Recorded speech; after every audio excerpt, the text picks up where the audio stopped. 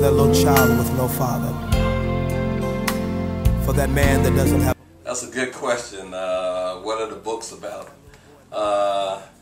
This first one, Humbling Beginning, believe it or not, we sold about, I think about 100 copies so far.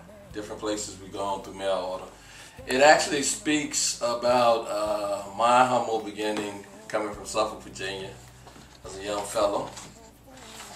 I got the acknowledgments in there. You, of course, my son doing my video, my wife helping with the editing, etc., etc. And what it has is some of my artwork. You've seen a lot of this artwork with some of the poetry that I've written. I've written poems, you know, just kind of deep, Philly stuff on how I feel about the artwork. A lot of this artwork, as you can see, the deal with religion, religious values, upbringing, Buffalo Soldiers, daddy's love for his kids, feel good stuff. I like feel good stuff. My cousin, who actually trained horses for a living in Canada, cool job, man, cool job. And just a host of other things. Of course, that's you when you were young. Yes, my oldest son is off to college. Go see NU next year when he's Captain. So what the book is really about is just why I do the different art that I do. I mean, it's a great piece to have on the coffee table. You can sit around, it's decorative, people can take a look at it. It's a great piece for people that can't afford to spend $1,500 or $3,000 for a piece of art, or $70 for a signed print. I mean, $10 for a book would give you a chance to say, you know, maybe I want to collect this guy, maybe I don't know if I want to collect him right now, I collect him later on. So that's what the first book, titled Humble Beginnings, is about. The second book, which is a little bit more literary. Now, if you're expecting somebody to write a Pulitzer Prize novel, that won't be me.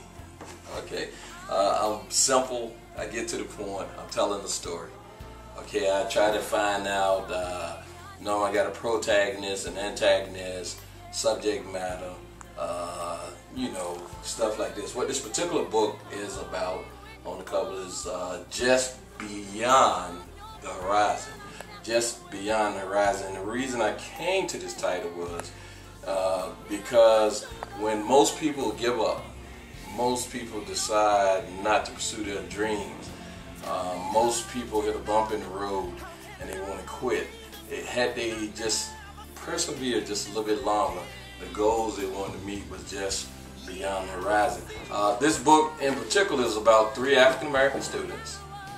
One of them grew up in the hood, what we call the hood, you know, disadvantaged location, maybe with a single mom, maybe not with no mom, or mom on drugs or a dysfunctional household. One was a moderate kid, middle class, you know, mom and dad go to work all the time, or mom go to work all the time, and then professional parents. You get engineers, doctors, lawyers, pro athletes, that top 5% of the socio-economic scale. And what was interesting was that they had a new program that had started where they would merge all of these students with different backgrounds in the same learning institution. Why is that important? Because we do better when we can mimic, when we can see doctors. I remember in the old neighborhoods, I mean, when teachers and undertakers and pastors were the professions back in those days that we were allowed, you had someone that you could relate to, someone you could touch, someone that you could look at and say, I want to be like that when I grow up. We like that a lot in a lot of our disadvantaged communities today. Is one of the reasons why I encourage people who have actually had been blessed enough to make it to go back to those neighborhoods and share. I mean, I do that by writing these books. So I can sell them.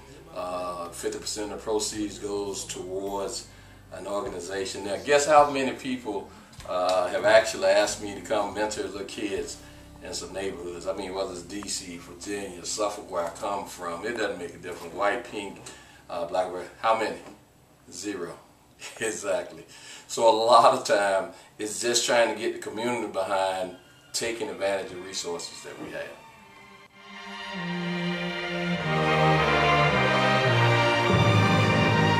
That's a good question. Why write books if I'm an artist? It's in here.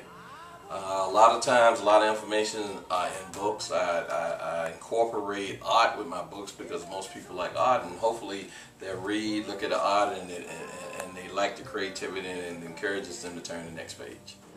Ever since it's been a long.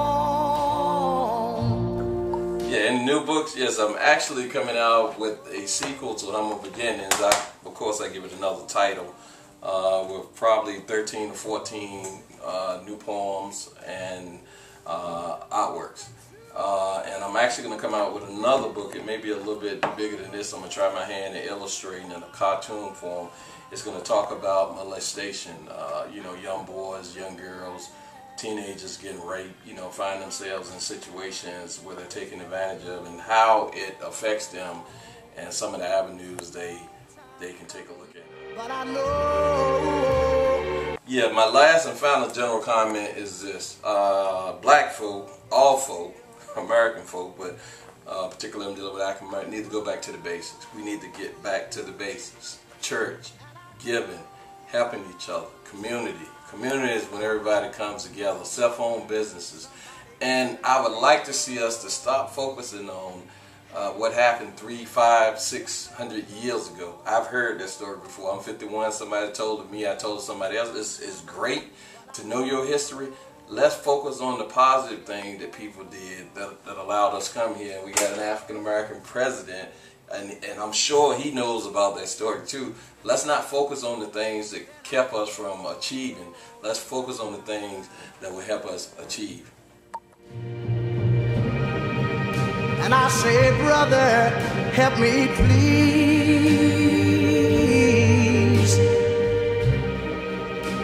But he winds up knocking me